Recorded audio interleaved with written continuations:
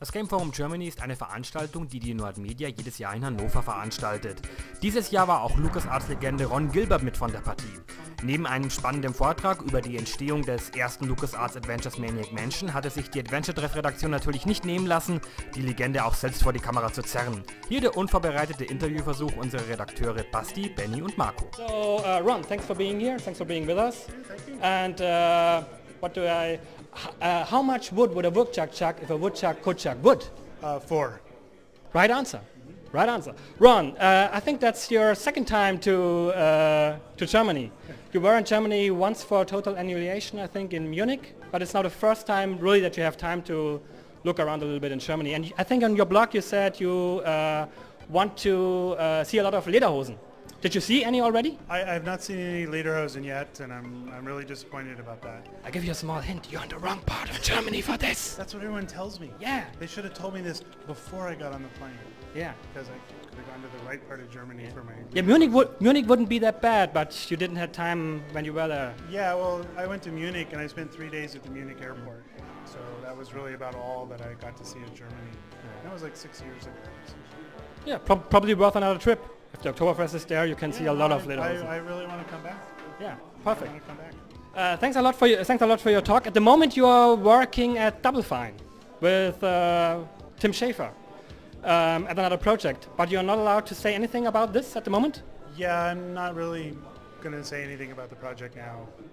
So I don't know when I will be able to, but it'll blow your mind. Is it anything that adventure gamers probably would like? I hope they do, but I don't want to say too much though.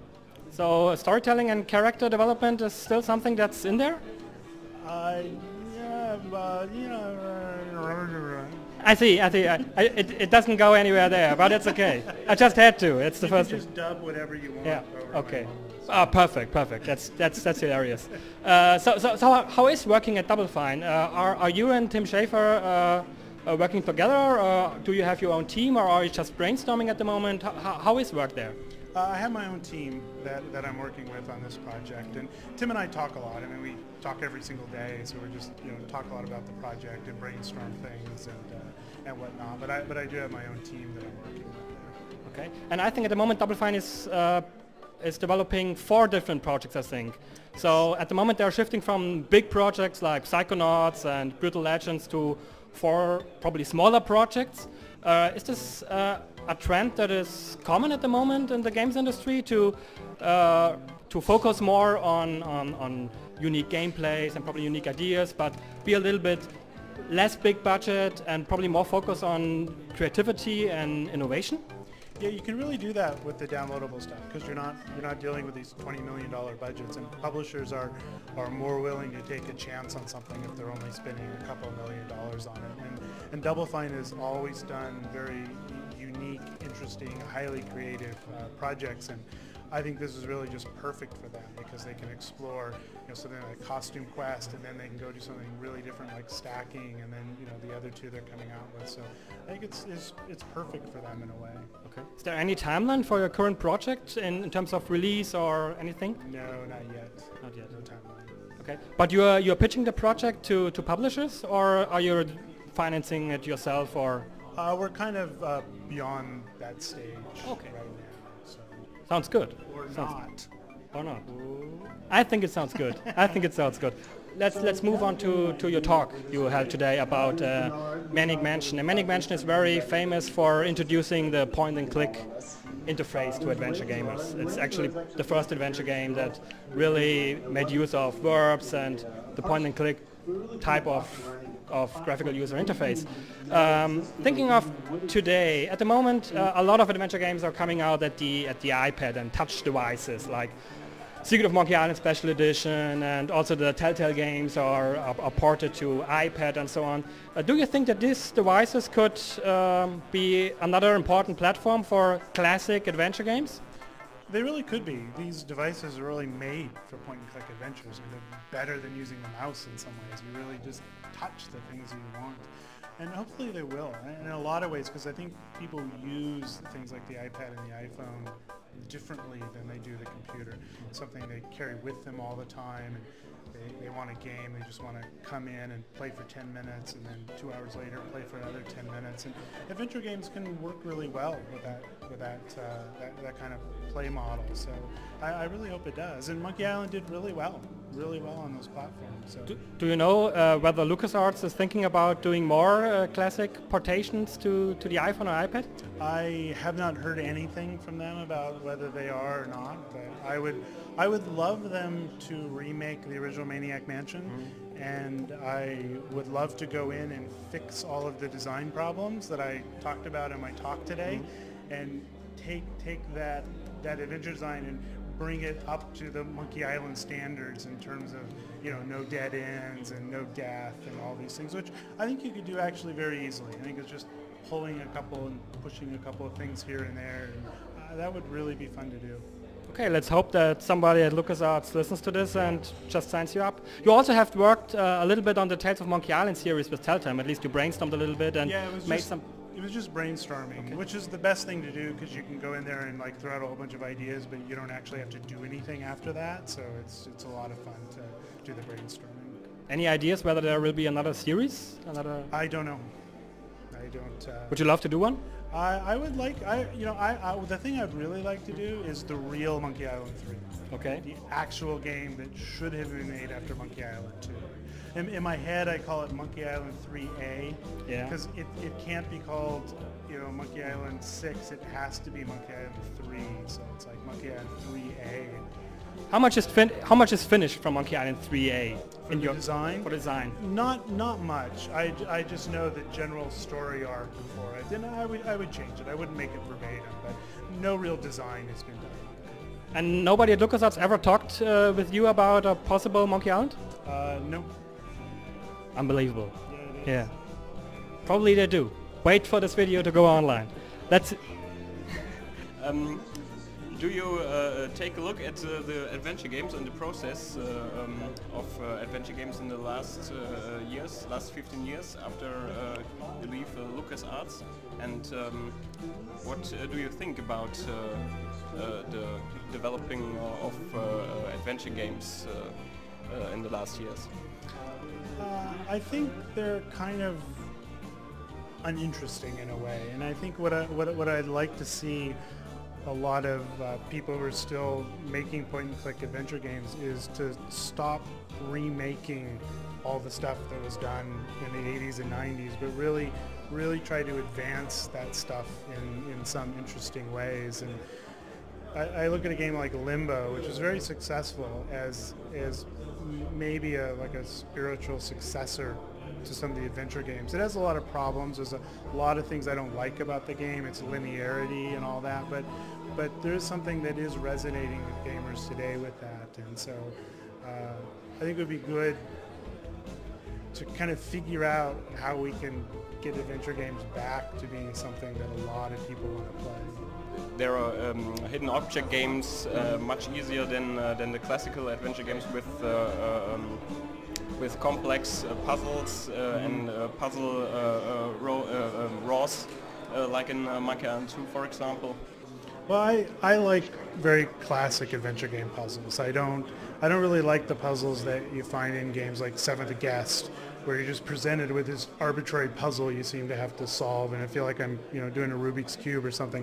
I like the puzzles found in things like Monkey Island and Maniac Mansion, where you really are manipulating things in the world that make as much sense as it could in an adventure game.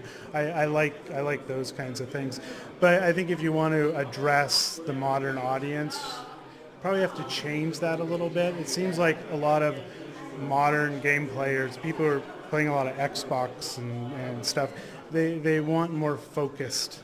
Yes. They want to be more focused. They want to know more about, well, what do I need to do? Where do I need to go? And that's kind of what adventure games are not. Adventure games are about figuring out where to go and figuring out what to do, not being told those things. And so some of that stuff may have to change. I don't know if it has to. I don't know if a lot of players today have the patience for a regular adventure game? Yes, the reason why I ask is adventure games in the days you made Monkey Island 2, for example, were the best-selling games in that time, and today it's a very, very small genre, and some people think don't want to invest money into such projects because you do not get much out of it. Yeah, that's true, very true. How can the adventure genre be translated in a way that the player also like it, like in the days before? I don't have an answer to that question. I wish I did. I really wish I did, because that's like the million-dollar question in some ways. It's like, how can you do that? And while I enjoyed Limbo a lot, and I think Limbo is a very good game, I don't think that's the way to make adventure games in the future. It was very linear, just these very simple physics puzzles, and you know, and I would like to not see adventure games just become Limbo. And Limbo's very successful. It has been, so you know, I hope that just doesn't happen. But I don't know how to fix adventure games. I wish I did. I wish I knew what I could do to that classic format that would make people want to play them again. Okay. What do you think about games like, I forgot the name, Tim or Double Fine is working on with the Matushka figures? Yeah, stacking.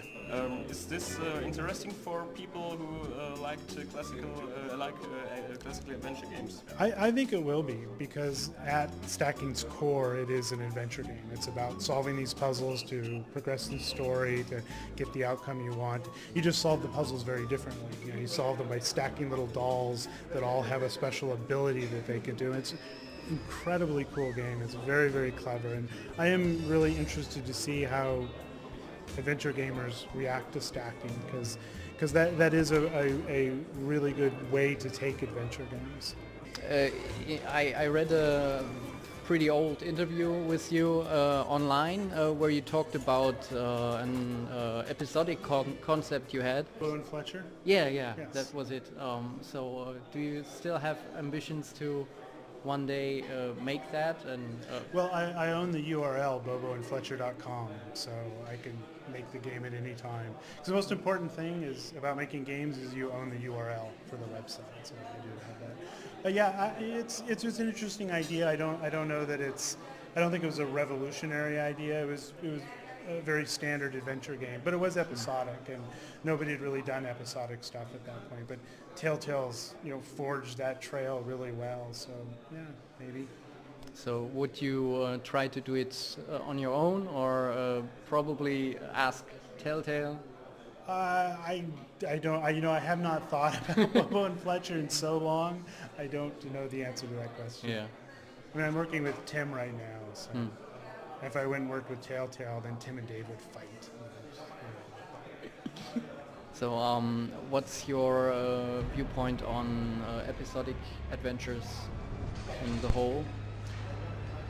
Episodic adventures, I think, could be really neat. The problem I have with episodic adventures is they do take the game and they force it to be a lot more linear. Because you play episode 1, and then at the end of that, you then play episode 2. So the episodes are just chained together. And what I would rather see with episodic, and I know this is technically very not easy to do, but I'd rather see the episodes just build the world up.